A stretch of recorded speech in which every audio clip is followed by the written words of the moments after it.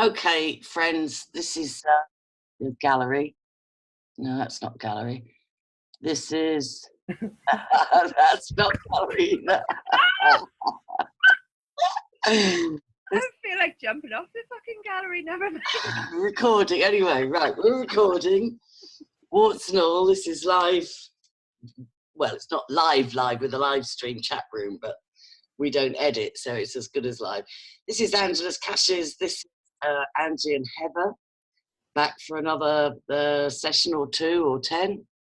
And for those that follow our work, I released yesterday a video of Heather's testimony on some pretty heavy subjects because she was having such interference and hacking issues that I was quite concerned, actually. I was concerned for her well-being, and she had asked me until we got sorted to release her information as a sort of draft statement. So I've done that.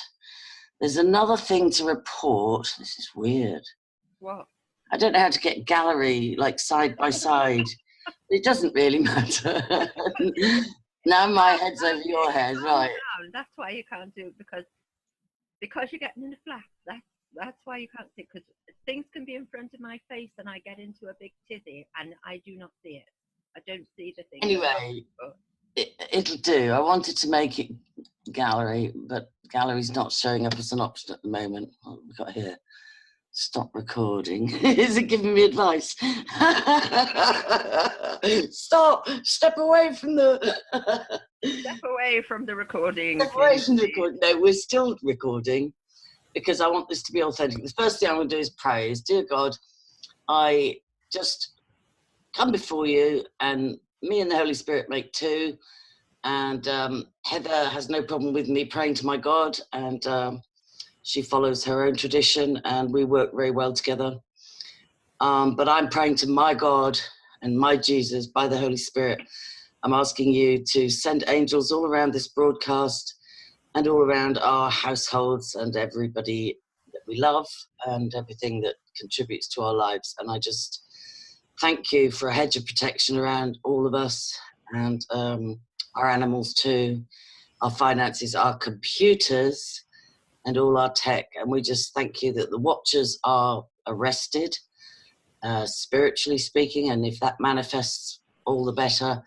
And we just come together in a stand against evil. Thank you, amen. Right, I just want to update you, rather than us catching up and off, you know, not recording. So I released your video last night, but I guess the first laugh I will share with you. Well, lots of people were waiting for, I thought when you showed it to me, I thought it was already live. But No. Lots of people were going looking for it, and they were saying, where is this? I left it unlisted until I got confirmation from you. Yeah, so everybody will have run to sort of storm the place and look at it today. Well, it's had nearly 300 views, 250, 300, but yeah. I'm confident. Most of our shows go up 500, 600, and maybe it'll go, I don't know, we'll see. I know my channel's suppressed and I don't really care, because what I do know is that the right people in the right places watch those videos. They do. Because we don't know how many people actually use something like TubeMate to take that video onto their machine and show it around. Yeah, so I'm confident. We don't know how many people are privately showing that video around, because you're not supposed to take videos off of YouTube, but people do. Yeah, of course. All the time. So we don't really know how many people are viewing this, do we? No, we don't. But so before we launch into that, I just want to cover a sting that was carried out on me, where I was following the Brian Harvey story just because it seemed pretty shocking, and some of his intel, you know, was affecting, or you know, affects the work I do, you know, uncovering child abuse and paedophile rings and so on. And he was talking about people like Bill Maloney, Ben Fellows, Beyond Britain. Well, what the Ben Fellows says about the Hippodrome is true. Yeah, no, there's a lot of truth, and I think there's a drive to discredit the ones that have testimony that's true, to muddy the waters so that nothing they say is I had a membership at the Hippodrome, and I used to go there every night in 1980. No, I was just re-watching a video. Somebody in America's just put out a video about Tom Cruise. Well, Stringfellow had some very strange... You know, they talked about Stringfellows too, but let me stay focused. No, I mean, Peter Stringfellow had some very dodgy friends. Yes, Max Clifford. Drugs was being circulated from the Hippodrome, and Stringfellow, young girls were being, not underage girls, but young girls from agencies down the King's Road, model agencies, were being invited to parties. Yeah, and I had model membership at Stringfellows, and I used to be invited, but I never went to the after parties. But that's by the by. I have just been watching a video with Ben Fellows and Bill Maloney, and either I've seen it a long time ago or it's a slightly different edit of one I've seen, but it's superb, and I can vouch for a lot of what he's saying. I believe the guy told a lot of truth, but I think he's got leaned on, and so this is not a simple... Ben Fellows, do you mean? Yeah, I think Ben Fellows got leaned on, yeah. I do. He was arrested. I mean, the police in Earl's Court tormented him. They stole a lot of expensive Apple equipment from him. I know he had to leave the country. He went and lived in Lanzarote for 7 months. And then he came back, I think it was for his granny's funeral, and he got arrested at the airport and banged up. And then he had a court case and he was acquitted. He was taken to court at Southwark Crown Court for attempting to pervert the course of justice. Yeah, it was Earl's Court. Police arrested him, wasn't it? Yeah, I know, but the court case was in Southwark. Yeah, well, it would be because that's the nearest Crown Court. Right. And he was kept banged up he was arrested on about the 14th of December. He didn't get bailed till the 6th of January. And then he was tagged, and the court case was in the August. And he was being prosecuted for attempting to pervert the course of justice by saying that Kenneth Clark molested him in Ian Greer's office. And he was acquitted by a jury. He was acquitted. He was not found guilty of attempting to pervert the course of justice. But the strange thing was, the judge did not see fit if he was acquitted of attempting to pervert the course of justice with that allegation, but no investigation went forward. They didn't investigate. If he was proven not to be lying, which he was, why didn't they then investigate his allegation? They didn't. But that's a side. Well, they didn't yet. Well, we're talking 2 years ago. We're talking. Well, it doesn't matter because it ain't over, is it? So they can the still be made. The strange thing that happened was during the court case. It seemed to me that he went a bit light, even though he stood by his allegation and defended himself that he wasn't perverting the course of justice. But he had lots more information that he could have released, and he didn't. And then it seemed to me, and I call me a conspiracy theorist, it seemed to me that he threw up two or three Freemason signs during the court case, which lasted about a week. And he had a dodgy ring on, I think, as far as I recall. And then I spoke... Oh God, not the rings again. Well, remember when I told you about that Mickey who stole the Eastern Star ring off me? And this woman, I put Mickey's ring on his signet ring he got from his dead girlfriend, and it got stuck on my hand. So we had to go to the hospital and have them cut it off. So Mickey decided he would take a ring from me as recompense for his ring. So he took the Eastern Star, because it was 9-carat gold, he took the Eastern Star ring. So this woman in her 40s, Mickey and I were in our early 20s, and this woman in her 40s started following him round Earl's Court. And she was in the coffee shop where you go downstairs in Old Brompton Road, where all the cruising people used to go in the afternoon. And Mickey decided to go off to Spain with her that evening. It only bloody met her that day, and off he goes to Spain. Who was he to you? He lived in Princess Beatrice house where everything went on. So was he just a friend? Yes. Okay. And Mickey went off to Spain, and Mickey vanished and has never turned up to this day, and that was in 1986. Oh. Mickey's family went to Spain to try and find him, and the woman denied ever knowing Mickey. But you know who gave me that ring? That fucking Joyce. The abuser, that woman who got hold The of me. Eastern Star woman, you're the woman you thought was your mother. Yes. And were you ever a member of the Eastern Star? No. She said, wow. Can I give you a wee ring? Can I give you how clever. She well, very clever, because Mickey disappeared, not me, because Mickey stole the ring off me. It's like something out of that Beatles film where Ringo Starr puts the ring on. Well, anyway, I'd have to look back at the court case videos, and I don't think I can look back. I know about what happened. Enough shit going on, but I had a few red flags during the court case, which is one, I felt like he held back, and you can understand it. He was tortured for 2 years. He was targeted for 2 years, and 2, I thought he had a dodgy ring on, and 3, I thought he did a couple of Freemason signs, and then I spoke to him by Skype after the court case, and I asked him, I said, did you throw up Freemason signs? Like, what? And what was that ring you were wearing? And he just laughed and said, no. He says, and I want to do an interview, Angie, but I'll give me about a week to just recover. So I said, no problem. And then he went off to see the Dalai Lama. He raised some money. I don't know how much. Where did he see the Dalai Lama? Ben Fellows. Now, he was probably traumatised. He'd had almost... Why would the Dalai Lama want to see him? The Dalai Lama's a very important person. Well, he's also very connected to the Clintons and child trafficking, but that's another story. The Dalai Lama? Yes, sadly, yeah. There's a paper trail for that, but that's not my field. Well, we all thought that that woman from Burma was very nice, but she wasn't. The Dalai Lama's quite implicated, and the paper trail is there with him and the Clinton Foundation and different things. There's a lot of info on that.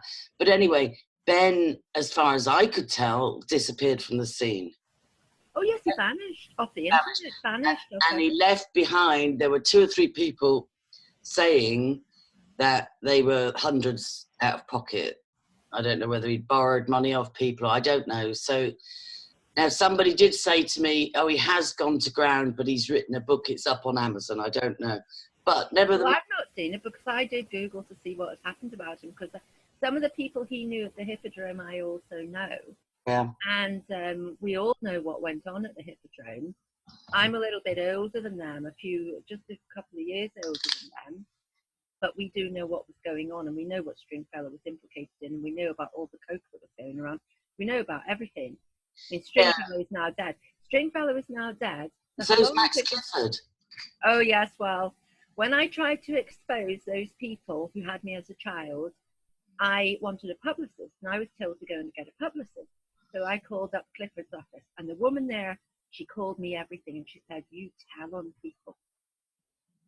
And I said, well, maybe I should be telling on you all. Maybe you're all doing something. Well, I was right, wasn't I? You were, by your instincts, yeah. Which brings me to... Then I knew about Dennis Donaldson, that he was a big old tout, and look what happened to him. I'm not familiar with him. Dennis Donaldson, the one that was shot in Donegal, the one that held the press conference at Stormont and said, oh, I'm very sorry and I apologise because I've been telling on you all for the last 25 years. Yeah, I was the one who raised the alarm about Donaldson. And he was an informant? He was a British agent. No wonder they hate me. Wow. No wonder they hate me. I was listed as subversive for 20 years, you know. I was actually listed as a subversive. And the excuse was it was because of my animal rights activism. And the allegations were that I'd gone to mink farms.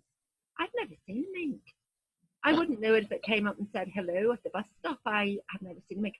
Apparently, I went with bolt cutters to mink farms. We did go and we did rescue dogs that were going to be murdered. And we did go with bolt cutters, yeah. Right. Okay. Yeah, because dogs were being measured and being told, oh, you're a pit bull because you measure. It's called death by tape measure. So we're taking away pets and murdering them because they just didn't like how they measured. It's disgusting. I think you don't know anything about the campaign for bully breed dogs, but I was quite involved in that. And well, I wouldn't like a member of my family taken away and murdered. No, I wouldn't. Measure up properly. No, the reason I'm laughing is because of all the accusations that you levelled in the video I released yesterday, third-party statement. Let me read you what Stephen Keyes has latched onto. I'll read you. Go on. Read your He's a nutcase. The boy's not wise in the head. No, actually, That's the trouble. If I go and screen share my Skype, then people can see all my... Just read it. Don't screen share anything. Just read it out. I can't access it while we're recording. I don't think I can minimise. Okay, well, what did he say? He says, "Oh, so now you're accusing my parents of trafficking dogs? Are you accusing my parents of running a dog kidnapping?" No, that's not what that's not what I'm saying. What I'm saying is this. First of all, he's still maintaining it's his parents, and of all the things... Lynn Keys stated on the Facebook account, the Facebook account that actually hacked my email account, and I can prove that because they left it. Right. So the Facebook account, she told people on the Facebook account, "Oh, my parents own the cafe," because people said, "Do you own the cafe?" And she said, "No, it's my parents." She said, "How do you know that was not Steve Keys using an avatar, Lynn Keys?" Well, she said it was her parents. Oh, but you did some research and 2 Stephen Keys came up at that address. That's right. And there's an address in N17, sorry, not NW. Tottenham area, yeah. Yeah. It's Tottenham, yes. Yeah. And there is 2 Stephen Keys with 2 separate middle names, 2 different middle names, and 2 slightly different date of birth. But then you see the electoral department in the council doesn't go and check the truth of what you're telling on your registration. You could stand and tell them you're Mr. Cheesy What's-It, and you've got guns to your head. You could tell them anything. You can write anything on those registrations. They don't check everybody. Unless it's flagged up that somebody's doing some type of fraud, they're not checking everybody. And yeah, there is 2 registrations for him. And I would put him in his 50s, not 40s. He says on the video, "I'm 40." But that video, we showed it to Lin, a Chinese friend of mine that does facial reading, and she can tell, she can pretty much sum people up. And she said he is mad. She said he's deranged. And she also the language, effing and cunting. He's got a new word called cunting. Right. What is that? But let's be careful about sharing opinions, because I think it sounds like we've got enough evidence. Oh, yeah. So I'm just going to show you a couple of things. I mean, he did actually tell people, "Yes, I do hail Satan, and I'm proud to hail Satan." And then he removed his comments and he denies everything. You've got screenshots, right? But what he will also do, what have you done? I'm just screen sharing. What he will also do, he will remove comments, and he will, when you are writing, he will remove your comments, and he will say, "Oh, look, she's removing her own post. Oh, diddums." But it's not, because if I'm posting on his page, I can't remove the comments. Only he can remove it. No, do you know what? I'm not going to screen share. I'm going to do it on my phone. You don't want them to get your... I'll tell you why, because I don't want to dox good people that message me and... yeah, you don't want them to get in. So if I wanted to get really professional at screen sharing, I'd have to line it all up at the exact moment and black out things. So I'll just... I'll read you a couple of things that will amuse you. Good. And we've gone straight into that subject when I wanted to cover another one, but you're quite... Which other one? Well, I wanted to just address a different issue. I wanted to address a different issue, but we've started in on this one, which is just pushback from the information that you released. Well, they've been down in my email box, and they've been sending emails, and they've been stealing emails.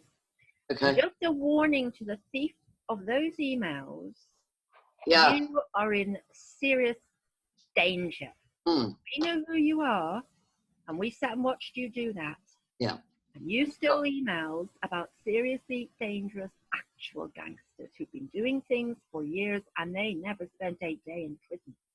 So if you think they won't do you when they know what you've got about them and that you stole it, watch out, because they will know. And how they will know is because I will tell them. And I will show them exactly what you did. Right. Because I wanted you to do it, because I'd watched you watching my email box for a long time, and I had watched what you were doing, so I fitted you up and stitched you up like a pair of kittens. Now what you're going to do about that, folks said. You are dealing with a very seriously dangerous lady, and if you don't believe me, go and look what happened to the last adversary. Last person who crossed me was a man called Jim Gray, who ran the UDA in East Belfast. You go and look at what happened to Jim Gray, and you can phone the police and say, oh, she said she did something to Jim Gray, because the detective in charge of his murder inquiry spoke with me and was laughing and then said, oh, we're scuppered. The police know exactly what happened to Gray and how and who stirred and caused it. Yeah, it was me. So you can go to the police, because if you cross me again, you'll end up just like Jim Gray in an unmarked grave, and that's a promise, bona fide promise. Okay, you're not looking at the camera, but at the same time, I don't want us to issue death threats because I'll get my channel taken down. Mm. And, you know, I think vengeance is God's, and he has a good... Well, that's okay, because I don't need to touch these people. These people have stolen documents. Yeah, yeah. They so I just have... want to make that clear, that you're not threatening anybody, but karma... Oh, I won't touch them. Karma is coming there. I was sitting in my house, in my garden. I was out actually pruning my nasturtiums when he was shot dead. And when I saw him lying dead with the blanket over him on the news flash on TV, I was then in the garden dancing around with a bottle of vintage Moet, singing Ding Dong, the demon is dead, as I will do when the same thing happens to the little email thieves. Watch out. Do not cross me. Anybody can tell you that. Lots of people know about me, but folks that are very stupid. Sheba Burton does know about me. Sheba Burton didn't like me speaking in the news. She did not like this. Oh, oh, look, here he is. What's he saying? Oh, I've done it. I've bloody doxed everybody. I've doxed all my Skype contacts. I didn't dox their, well, whatever. Why? What's he saying? Oh, well, suit yourself. He's just attention seeking. I mean, I could invite... Well, this is not live. You're recording this. Yeah, but it will be live because I don't edit. Yes, yes. So he's not replying to what we're saying. No, he doesn't know we're recording. What's he saying? Well, that message just said, oh, well, suit yourself. Because he's just annoyed that I haven't replied to him. So, oh, yes, he doesn't like it. He likes to say that he has to give you permission to come off the internet. For some reason, he thinks he's in charge of people. Anyway, right. Let's, oh dear, Jesus, we give this to you, this whole interview. Right. So we're not issuing direct death threats. We're just saying you're messing with the wrong people. No, I'm just issuing a warning. Yes. I'm just issuing a warning. Bad things Be happen. warned. Bad things happen to people who do something to me, and there is a long line of them that bad things have happened to, and I'm never anywhere near it. Okay. So watch out. Okay. So he messaged first of all saying, you and Heather are so, you know, you and Heather, how dare you accuse my wife and my parent. Now you're accusing my parents of running a dog kidnapping ring. It's a big heath beside the cafe. Dogs go missing, and we've got very... No, they are gathering money on GoFundMe. They're saying, oh, such and such a person's dogs were stolen. The dogs have been given back, but it costs the people a lot of money. Can you please? Why should the public reimburse you your money if you're stupid enough to leave your dog unattended? Why should the public be giving you money? So yes, they are running a scam. They are at the back of the theft of these dogs. These people are at the back of an awful lot of things. Okay. The other thing we have to be careful is not to make allegations unless we've got evidence. Oh. Although we could say this... We could say our videos are for entertainment purposes only, and we're exercising our freedom of speech, and we're just voicing our opinions, and we mean no individual any personal violence or harm, and if people want to call it a gossip column, they can. Well, we're a couple of little Aggie raisins, aren't we? Yes, a couple of old little hags. Agatha raisins. Having a good gossip, but we happen to have a lot. Agatha Raisin, not an old hag. She's quite a high-powered businesswoman. Oh, I don't know. Have you seen the books? The MC Beaton, who wrote the Hamish Macbeth books, she wrote the Agatha Raisin books. I love those books. Oh, I love those. No, I haven't. Okay. I much prefer to sit and read one of those on a Saturday night than go out anywhere. I love the Agatha. But then I did like the Harriet the Spy books. When I was 19 and I got that job, we talked about in the first video, the one where I was the author's researcher. I just thought, oh, wham bam, I've come to London and suddenly I'm Harriet the Spy and being paid for it. This is great. I think actually you were. I think you were intended to be that. I did a show with Crowdsource the Truth in America a few days ago, and we talked about that. Children that were specifically engineered into spying situations. No, I went and I got a job as an author's researcher. And I thought, because I loved Harriet the Spy, and I used to keep a diary writing about everybody. Yeah. When I was a young teenager. Yeah. And the adults around me weren't very pleased because of the things I was writing about them. Yeah. Even then I was doing what we're doing. Okay. But we had no internet. So when I got that job at 19, where I was to be Harriet the Spy, you know, writing down things, research for the woman who said she was going to be writing crime novels. Oh, I thought I was great. I thought, can you imagine? I thought, oh, wow. You know, I thought my dream has come true. I'm actually Harriet the Spy. I actually am. God. Anyway, I think that's very true. And I think it's possible that was engineered just as you were asked to do things that other spying missions, some of which you turned down. Do you remember? Yes, when I was 14 and Margaret and Terry came to Clare. Mm-hmm. And Terry was from the British Army and he'd had his leg blown off whilst travelling. Just a minute, were they related to your... No, to the people I lived with, they were not related to them. These people were from Lancashire. Right. And the Joyce said she met them in Lyd Flying Club when her and Alan ran Lyd Flying Club. Now, Lyd Flying Club was a place where it was known, it came out later, there were paedophiles. So she said she had met them at Lyd Flying Club, but that's not true because I believe she knew Terry before that. I believe she knew him from when she was in Northern Ireland. She's from Northern Ireland, and I believe she knew him from the 70s when he was working in the security service, the Army intelligence in Northern Ireland. He got his leg blown off. Well, if you are running around Armagh, South Armagh, in the 1970s, in a van that says British police on it, well, expect your legs blown off. Oh, that's a very stupid thing to do in my world. So he got his leg blown off. So in 1978, no, 79, yeah, 79, the Margaret and Terry came to Clare because we were there, by that time we were in Ennis. And Margaret was grooming myself. And then she said, you're going to help us and you're going to find out who blew my husband's leg off. Yes, so they were already... I said, well, how would I do this?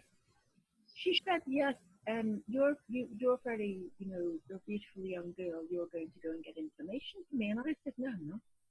Oh, she wasn't very pleased with it because I was 14. 14! Yeah, 14. yeah. They came and they stalked a 14-year-old child. They are heinous and they are evil. Yeah, but that's what I'm saying. They already had their eye on you for spying. Yes. You already I told her, no, I will not be doing this because these are dangerous people. The Irish Republican Army are an international route and I'm a child. She said she didn't care that I was a child. No, of course not. She said, I don't care. Yeah. I said, well, why don't you go and get your own daughter to do it? Because she's grown up. So why don't you send your own daughter to do it? I'm not doing it. Right. You won't even do things, you do your duty for this country. I said, we were standing in Clare, the Irish Republic. I said, this country, this is Ireland. How would me be going after people in Northern Ireland? How is it my duty in this country? You do know where you are, I said to her. She seemed to think that she owned Ireland, this cheeky English bitch. She thought she owned Ireland. Yeah, and I wondered if when Stephen Keyes gets his knickers in a twist saying there's no such thing as Anglo-Irish, is that because he's originally from the north? And yes, that's what I was going to say to you. Because yeah, that's what I realised afterwards. What an ignorant... Yeah. Keyes is a Northern Irish name, and he has written on Facebook. We've got his whole Facebook book, whole Facebook pages. Right. all on offline facilities. And we've got more than just the Facebook pages as well. And he writes that his grandfather was Irish, I think Northern, and I think possibly Loyalist related. Okay. And when I was talking about the Loyalists in our first videos, Look at the camera, because you're not looking at me. But camera that is okay. Oh yeah. Okay. yeah, that's better. Because yes, I think he has a fixation with George Best. Yeah, you said that. Yeah. He does have. He says that some old guy outside the underground station told him he looked just like George Best. Well, that is not a very good thing to be told, because George Best was a very ill person for many years. I lived in Chelsea right beside Geordie Best, and I lived with people as a child who knew Geordie Best and Alex Higgins. And if you look what happened to both of them, you wouldn't really hold them up as flag standards of health, would you? No, he was a great footballer, though. He wasn't. He played for Man U for a Oh short no, he while. was a good footballer. Don't. He was a playboy. He was a playboy. Yeah, he was. Yeah, but let's not kill all the illusions. I didn't like him, and I knew him. I knew him because many times he was lying down in Cheney Walk on the benches. Paralytic, yeah. Yes. Yeah. And the wife would be storming around going mental, the Alex. So I met him many times. He tried to approach my son, and I didn't like this. My son was a small child, and this was a very drunk man, and I wasn't very pleased. And I didn't like George Best, and I didn't like his behaviour, and I didn't like his sexualised behaviour, for the same reason I did not like Oliver Reed. Oh, God. No, Oliver Reed, when he appeared on the Late Late Show with Gay Byrne, I don't know if you saw that, but his behaviour was quite disgraceful. I remember it vaguely. I don't remember it in detail. Oliver Reed staked out a school to find a wife, and he stalked the girl from she was 13 and decided he was going to train her up to do what he wanted. Oh. Oliver Reed did do this. Oliver Reed was a horrible, horrible man. Well, you know that Priscilla Presley was only 14 when she got with Elvis. Presley's father threatened Elvis into marrying her because he took her across state lines to Las Vegas to have sex with her.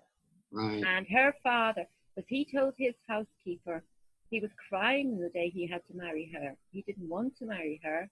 And the housekeeper said, well, why? What's going on? Well, her daddy is going to get me arrested because if I don't marry her, because I took her to Las Vegas, he's going to have me arrested for going across state lines. Yeah, because she was only 14. She was 15. No, she was 14.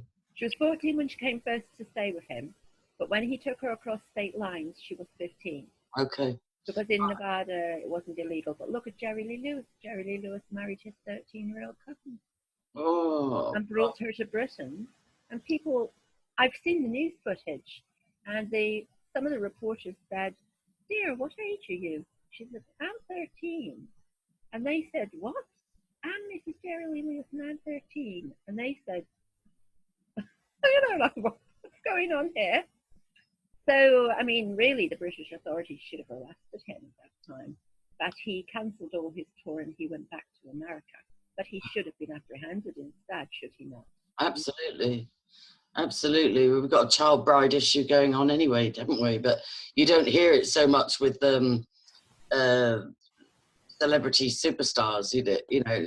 You don't hear so much about the child brides spoken there. No, but the Jerry Lee Lewis case is a very famous case. Yeah, no, I believe you. No, so let me get focused. So we've got Stephen Keyes. Now, if I don't respond to him, he can escalate. And what can he do? And then he trips himself up because he gets threatening and hysterical and starts multi-posting all over every platform. Let him. Why don't we just... He doesn't like being ignored, I know. And yeah, why don't we just... Look, Mrs. May has the perfect idea. She does it to Boris, and she's done it to Boris lots of times. When the leadership contest was going on, she got Boris to come to have a meeting with her at the Home Office.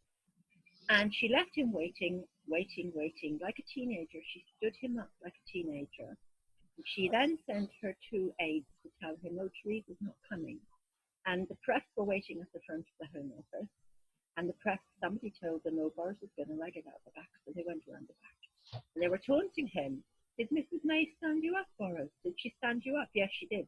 Because she has the perfect idea. She adopts the position of nanny. And she with Boris, she decides, naughty Boris, bad dog, let's put you outside, Boris. So she decides, let's shut Parliament early for recess and put Boris outside because he's making trouble. She did. She tried. She wanted them all to go on holiday early. I knew she would do that. I knew she would because I know exactly about her. And I think, yes, what she would do is to ignore. Any hope I had of navigating this interview has gone out the window. Yeah. Come here, naughty Stephen Keys. Come here, out, bad dog, get out. That's how Maggie Thatcher ran her government. But she was a good way to do it. She ran it. I know you were a Tory, but she ran it because I was never in any political party. Okay, good. She ran it because she had dirt on all of them, and she liked it that way because any of them showed any sign of not towing the line, and she. It wasn't she who had dirt. It is the whip. There is a. Yes, I know, but Margaret Thatcher knew. Of course she did. She was Prime Minister. The whips will have told her. They have to tell her. Yes, she knew all the dirt on her cabinet, and there was just one that was not a paedophile.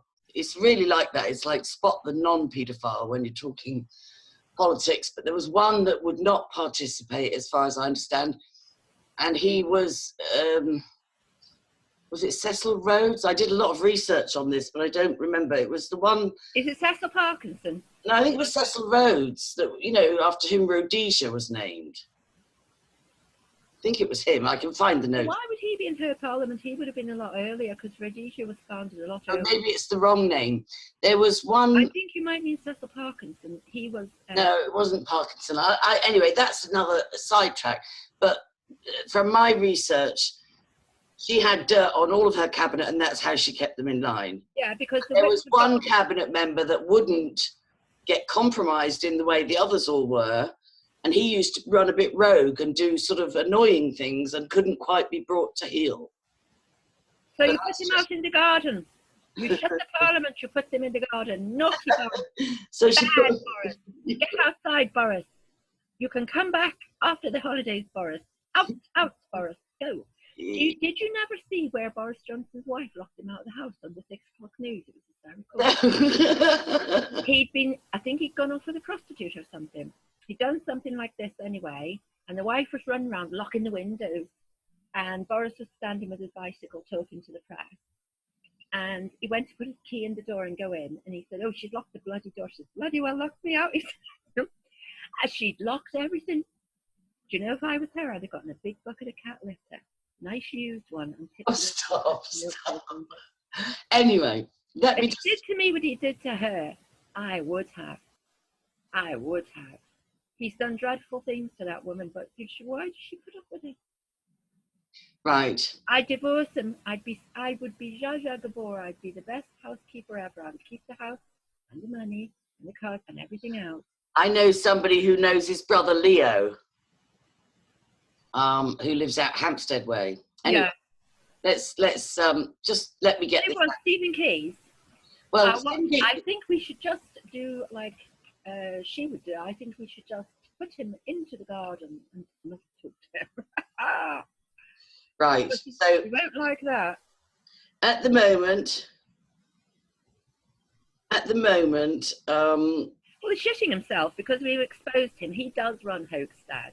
Yes, the strange thing he chose to talk about is the dog thing. No, he says, "Oh, you're accusing my wife of being a hacker, and you're accusing my parents of running a dog kidnapping ring." No, we accused of him being the hacker, or we accused him of being the hacker, but we accused her of her cafe account being used.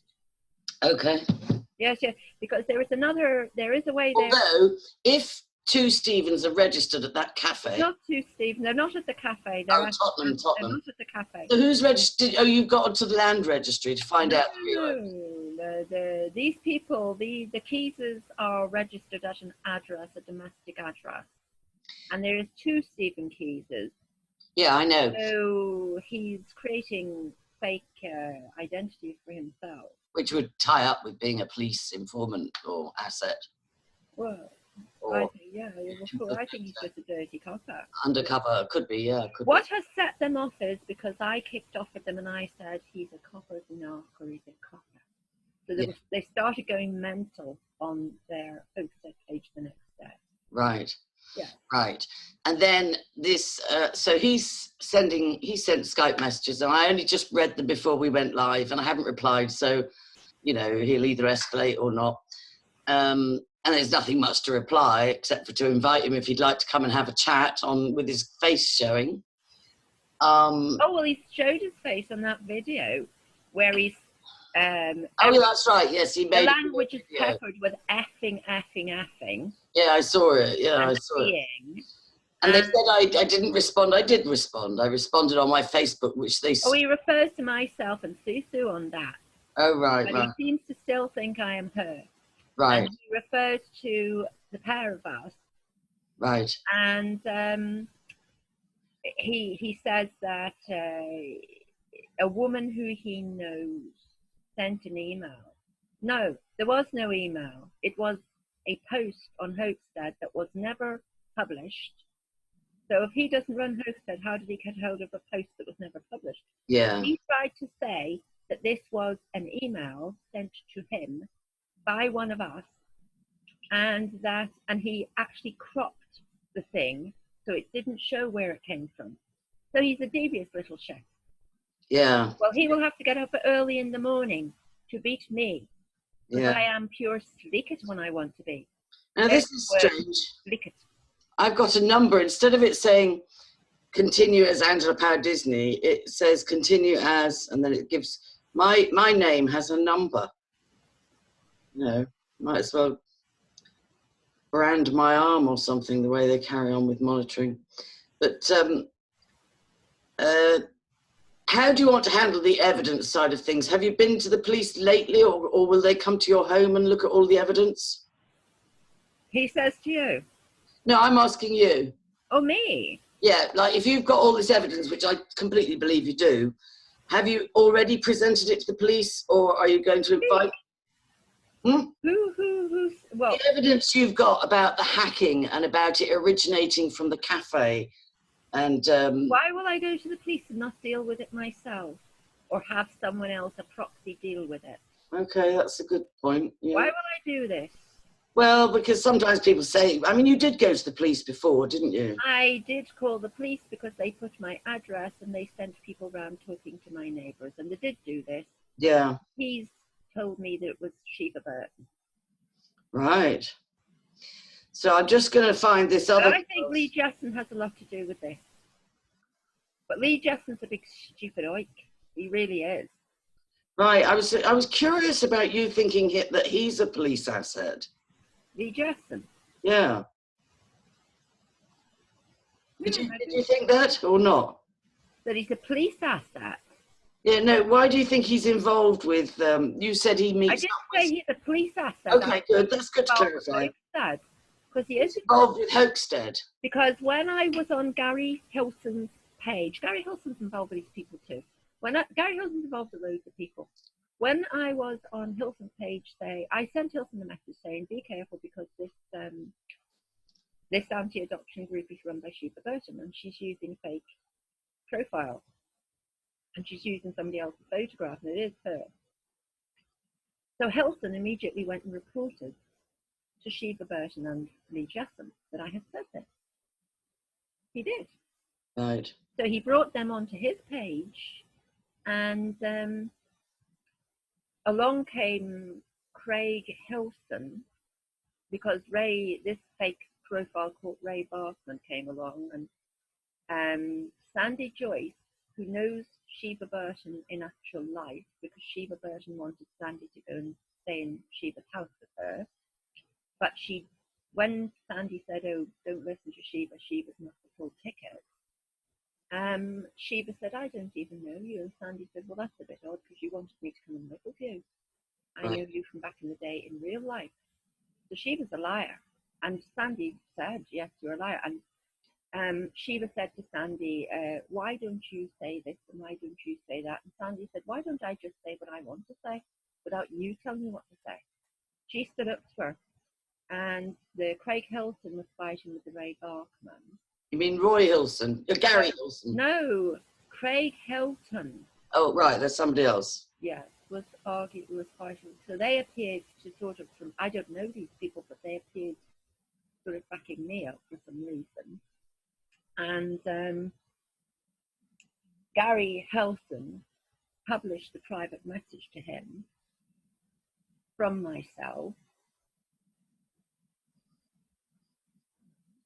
Right. Why he would choose to do that and to bring Hampstead onto his page. He did do that. So, well, yes, the first person coming along to defend Shiva Burton was Lee Jackson. Wow. Yeah, it was Lee Jackson. He said he knows her from years ago and so on and so forth. Yeah. But he knows Gary Hilton from not just on the internet.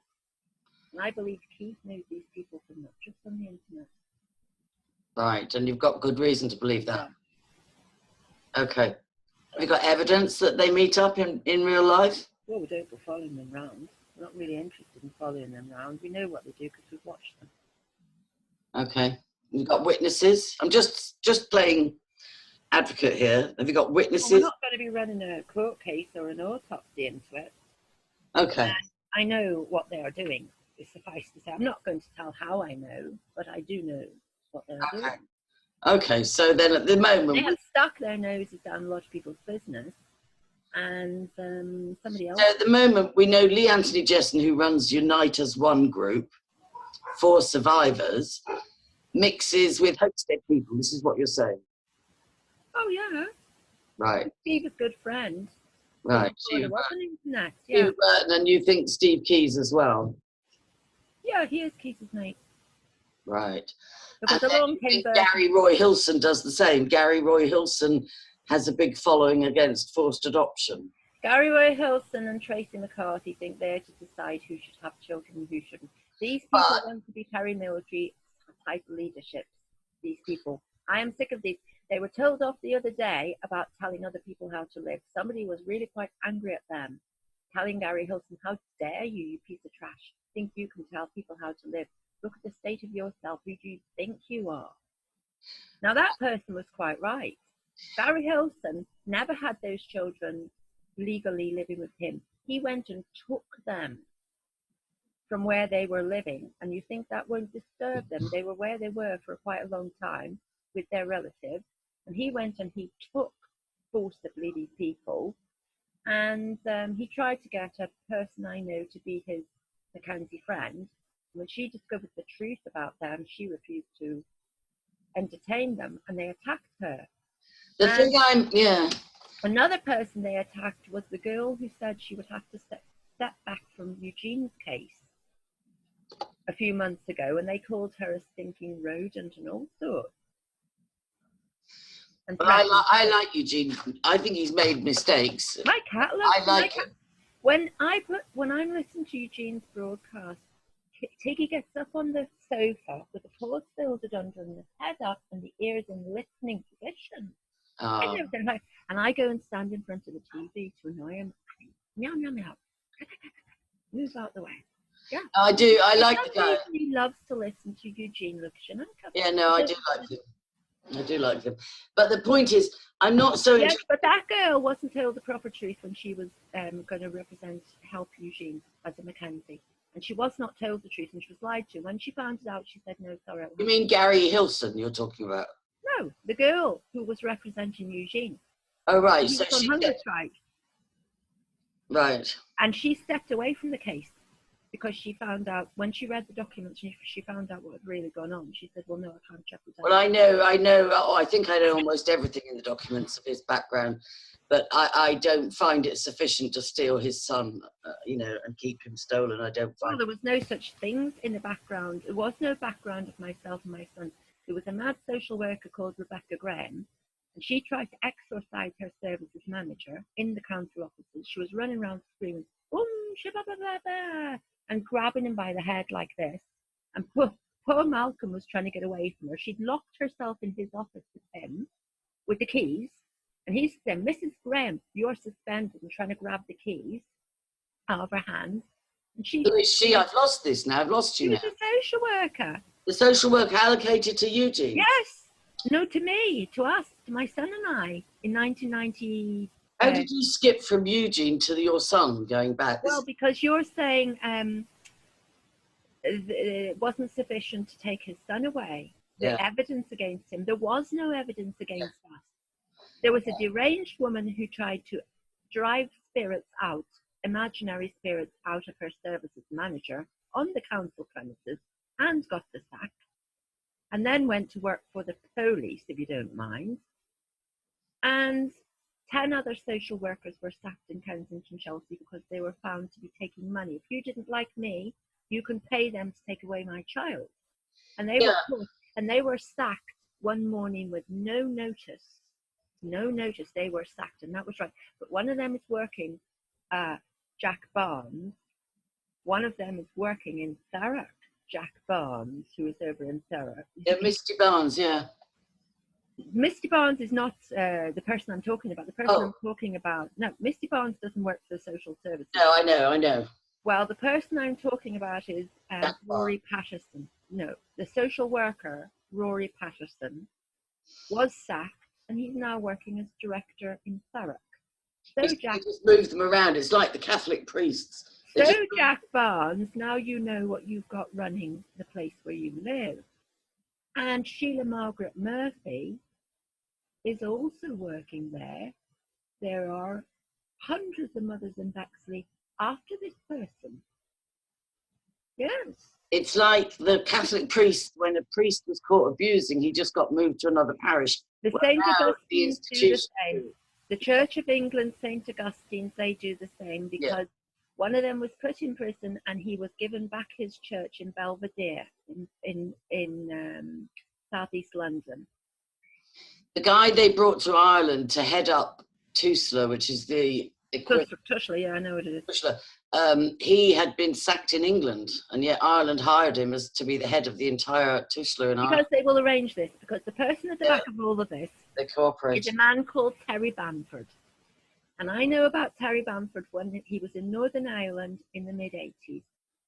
And now it's coming out in Northern Ireland that nuns were getting hold of children.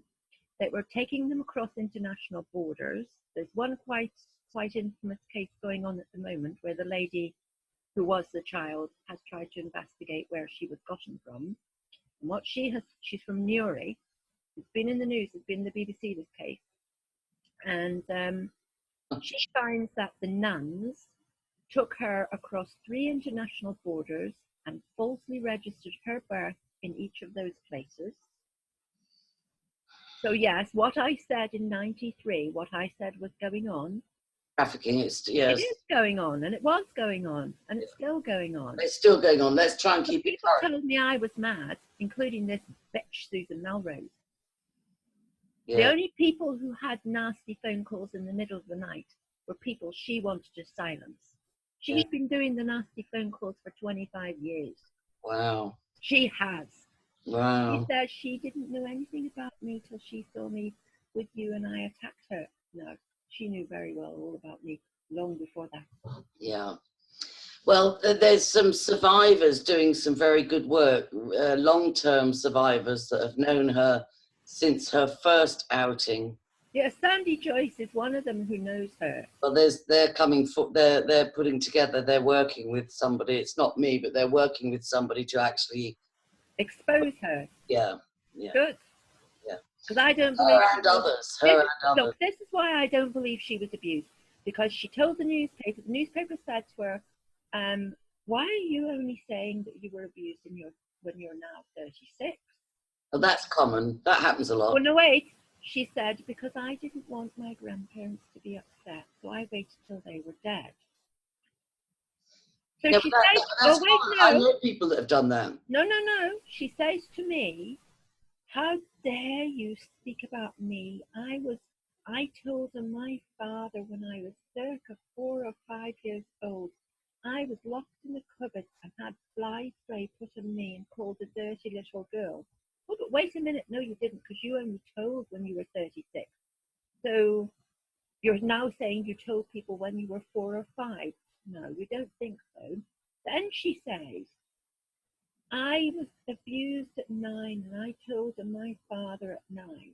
Oh, but wait, you said you'd fly straight. Okay, so the stories don't match up. All right, I'll get off that then. Right, so bringing it back to current. So what was the name of the girl that I said to you that came and spouted on my page? What was her name? Sarah Brown. Sarah Brown. Yeah, yeah, I know her. She friend requested me on both my profiles. And I went. Stephen Key's a very good friend. Yeah, and I went and looked at her profile. I know where she lives. Yeah. I know where she lives. Okay, well, she friend requested me, and I looked at her profile, and it said, "Oh, if you're lying, I'll find out," and that's fine. No, I don't tell lies. So then I just thought, oh well, whatever. And straight away she jumped on my page and said, "Why are you putting my name in your mouth? How dare you? I'm a survivor of this shit. How dare you put my name in your mouth?" And I just said, I was quoting Heather, I'll be sure to ask her in the upcoming interview, and then I blocked her. Oh yeah, she's a nasty piece of work, this Sarah Brown. What? Tell me about her, because she asked why we dared say her name. About her. Yeah, because she says. Well, why did she? Why did? Well, I don't give a shit. Well, she's a survivor. What? And I'm not. Well, I'm still here, so I must be. I never refer to myself as such a thing, but I must be then. So, because the person who abused me says yes, she did abuse me, and she says that she had the right to abuse me. Yeah, it's her property. Disgusting. But what do we know about Sarah Brown? Because yes, but we have the Northern Irish PSNI writing to me, and the ombudsman saying, "Oh, the police are to conduct an inquiry." But then we have a policeman called Bjorn O'Brien from Tennant Street Child Abuse Unit. I believe he was moved from there because somebody in Sinn Féin who's in the police, she told me he was moved out of there, and she said to me, "Oh, now we know why." Because what he said to me is that he was going to make sure there was never any inquiry into the abuse of myself and other children. He told me that he will make sure there is no inquiry. And he was the detective in charge of the case. Oh dear, dear. He was, when I reported him, he was removed from the child abuse unit. I should think so. A desk job. Yeah. And the lady from Sinn Féin, she said, so this is why he's put in a secretarial position then. Right. So yes, because I can find out things from inside police forces. Anybody who thinks I'm just some silly little bitch who can't do anything, better think again. Right. Well, I've just had a sting carried out on me, and I just discovered that before we went on. What is this thing? It's so satanic, is what it is. It was so. I hope those people are really, really ashamed of themselves. Well, they won't be. They'll just be. No, they won't be if they've got no conscience. I was briefly following and made some videos about the Brian Harvey case.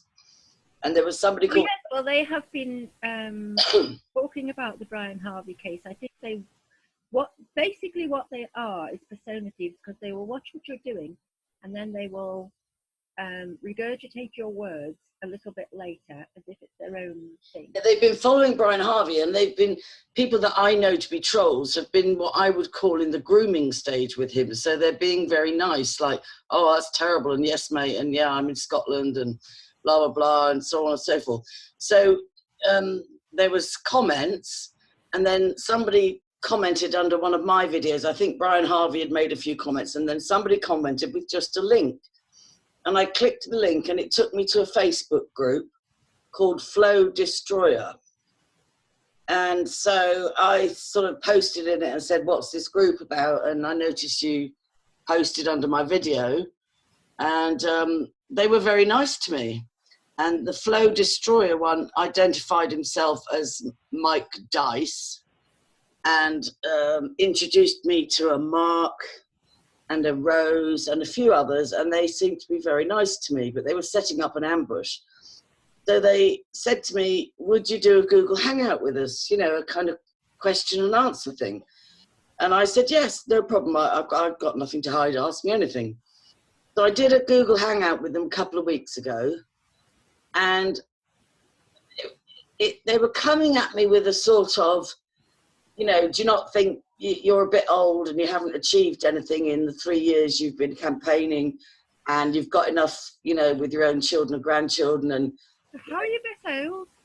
well, I'm 61, but anyway. Well, that's not old. Well, they were coming from this angle of, you know, do you not think you've got enough on your hands? Do you not think you ought to just take care of your own family and your own healing? And Well, why didn't you just tell them, do you not think you've got enough what you're doing on Facebook, telling people what to well, do? they lied. They absolutely lied and said, we're nobodies, we're just observers, we just sit back and observe, you know, and we talked and, you know. Well, then you should tell them, fuck off, I don't talk to nobody's go Well, away. you see, I'm very polite, and they were very polite. Well, so am I, because I could say a lot worse than that to them anyway. Well, anyway, so then they said to me then a couple of weeks later, there's a few questions come up from the last interview. Do you mind doing another hangout? And I said, no, I don't mind. You know, I don't mind as long as I'm not being trolled. I don't mind. So I did another one with them last night, and I'm naive and I take people at face value. Is that the new word for daft? Well, you can say daft. And so I question, but the thing is, God loves me the way I am, and he uses my naivety, right? So I think they're the ones that ended up with egg on their face, because I did another hour and a quarter with them last night, and I talked personal with them. I answered questions as honestly as you possibly could. I mean, completely honestly, emotionally draining, talking about very sensitive issues, you know? And then today... You're strangers. I know, but I their nose in your business. No, but my business is already online because I chose to be transparent once I'd raised my children. So my business is already online, but I opened up my heart to them for another hour. The first time was, I think, 2 hours. Last night was an hour and a quarter. I opened up my heart. I was completely honest with them. They acknowledged me for my honesty and, you know, said if more people communicated like this, there'd be less problems in the world. And, you know, and I asked them, I said, what does your group represent? Are you paedophile hunters? I couldn't figure them out. And they said, oh, no, very categorically not paedophile hunters. And so they said, I kind of got them to say that they were filtering out the charlatans in the child abuse. Now, most of these paedophile hunters are actually wannabe paramilitaries, and they will go after ordinary people, and they will go after somebody who they don't like their accent or they don't like the cut of your gibbet, and they will go after you, and they will just call you a paedophile. They'll pin a label on you, and they will attack you. Well, what they did was they groomed me. They pulled me in. I opened up my heart. I gave them 3-4 hours of my life, opened up my heart to them, and then they blocked me, having been all courtesy and kindness. They blocked you? Oh, yeah, blocked me, and then put up statuses, and these I can read you. But they did a hatchet job on me. They did a hatchet job on me. Well, for nobody's, why do you care? I know, I just think it was despicable. I'm not even angry with myself for being fooled, because I think they're the ones that have shown that they're liars. Mm. They've said, you know, call this a journalist. We warn people, don't go near her. You know, blah, blah, blah. I'm still wondering how this camera's working. I know, it's fantastic. How the hell is this working? Because So for somebody that's saying, you know, we're warning you against Angela Power Disney, don't go near her. Oh, and I've got another number now. I'll take a screenshot of that. Hi. Mike Dice, he called himself. Yes, I've heard of this Mike Dice.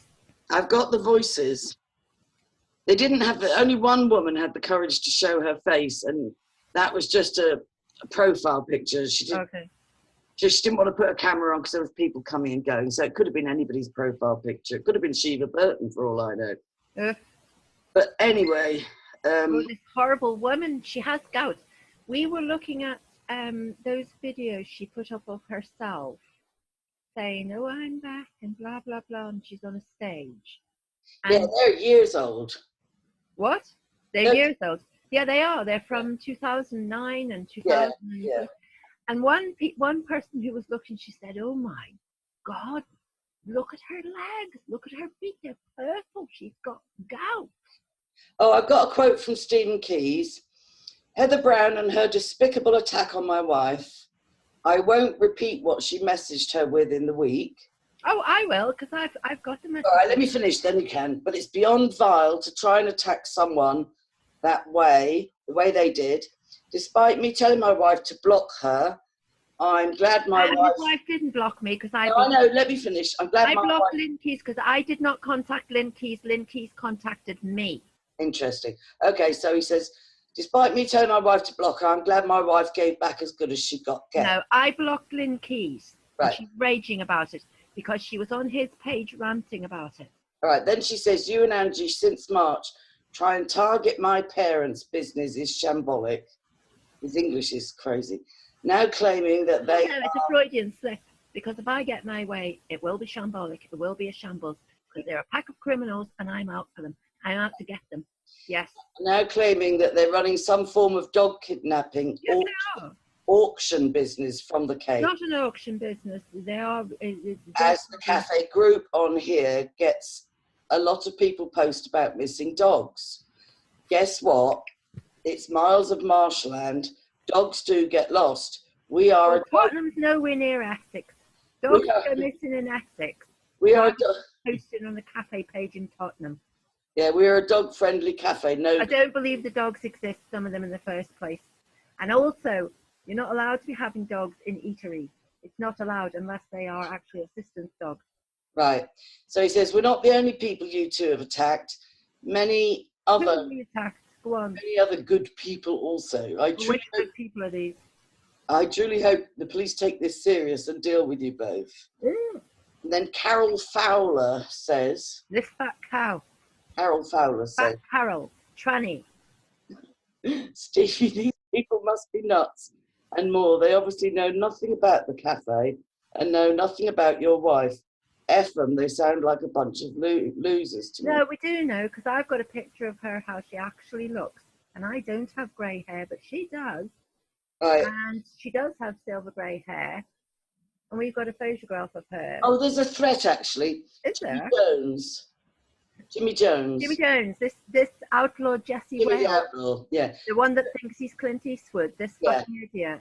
The one that's got a file, it's got a file on me, he says. So he says, pair of shriveled up and twisted dollops, they need a good beating, the pair of them. Come try it. Come, see what I will do to you. Come. And Jimmy Jones, you little shit. I also know where you live, because you know Sarah Brown. So via that, I know where you live. All together, they're all Come. Yes, come see what I will do to you. You come to my manor, mate, in Southeast London. You see what we will do to you. Come. And then here's what these people that outright lied to me. Shame on you. Mike Dice, if that's your real name, Mark, and Rose. The Mike Dice, I think, is not an actual person. Well, that's a disgusting thing you did. So he's posted my website, which only he can find a thing saying this is not secure. But everybody else who goes on my website, including Crowdsource the Truth. No, sorry, Angela, what did I say to you about what was put on my hacked PC? Was quite a lot of copies of the first video we did about Ted Heath. Yeah. Now, you have made that private, so they have been on your website. I know how they've done this, and I'm not going to say it on here. Right, but I will tell you off I'll camera. talk to you about that afterwards as well. Angela Power Disney, how about you make sure your site is secure for donations? Donations to a fabricated total you've made up to dupe people to fund your fantasy journalism. But it's people hacking you, right? Do you not read my messages? Because Yes, I actually told you they've been down your website. I did. No, my website wasn't taken down. I just... No! I told them I told you they have been down your website. Right. The videos you privatized, and they've actually put those videos all over my PC when they couldn't have gotten them. I'll fill you in on that. And so then... yes, your website is not secure because they have been down your site. I'll fill you in on that after we've spoken. Okay.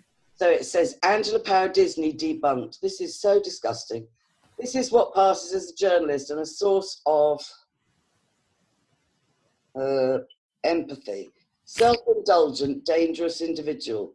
If you're in crisis, avoid these people. Seek help from anyone in the world except these people. They will only use you for their own ends. Which people? Just Talking you? about me. And that's somebody that lied and groomed me to go and bare my heart to them. So shame on them. And then they have the cheek to Because these are abusers who want to silence people. They want to shut people up. They are. And they were saying, when I said See, I've been aware that's going on since 1993. And I had to have my phones disconnected. I had police sitting in my house overnight because of the threats I was actually getting, because I was talking about what happened as a child, and I was trying to press the RUC, and the Garda Síochána sent people to visit me in London about what had gone on in Dublin.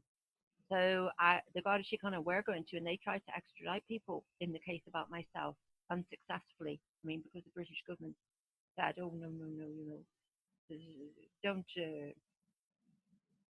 she's very unimportant, just. But some of actually one policewoman in Northern Ireland, I have a letter from her, and she told me that she really didn't like what was going on towards me. She didn't like it, and she belongs to the churches, like these churches you belong to, and she can rally. I don't belong to churches. I just love Jesus. Well, she's one of like you, and she can rally a lot of people, I'm telling you. And I'll say her initials, HM, and she was going to leave the police because of what she saw going on. I'm sure any good copper would feel that way. She was sent on holiday so that she would not investigate. Wow. She told me this. She told me. She phoned me privately and she told me. Wow. Are the police, is there a legal arrangement between England and Ireland, the Republic? Is there a legal arrangement? A legal arrangement. So, for instance, well, there wouldn't have been. Do you know what? See when those pair, Terry and Margaret came, I should have went out the door and went down to the Republican Club and said, "Excuse me, a British Army intelligence man is trying to recruit me as a spy." See what happened to him. Yeah. And when that Richard Duncan came to Killiney when I was 15, Richard Duncan, the RUC man, the copper, with his brother-in-law, Robert Minford, I should have gone down to Dunleary to the Republican Club, and I should have said, there's 2 RUC men in my house, and they're threatening to rape and murder me, because they were. Well, Duncan was, and Minford was saying, come on, Dickie, I don't think we should be doing this. I was 15. So what do you think the local Republican Army would have done with them? Definitely, but I should have gone down to the Republican Club. I shouldn't have taken. I just looked them from top to toe. And Minford said, "Oh, look at how it's looking at us. I don't like this. Let's go, Dickie." He said to him, "Let's go." Right. Well, I think we've covered enough for today to make this a bite-sized piece. And I said to them, "Yes, fuck off back to the Black Nose." Yeah. I did, to the pair of them. But you see, I'm not from the Irish Republic, but I fitted in very nicely with everybody. Yeah. Margaret Murphy, the Assistant Director of Social Services now in Thurrock.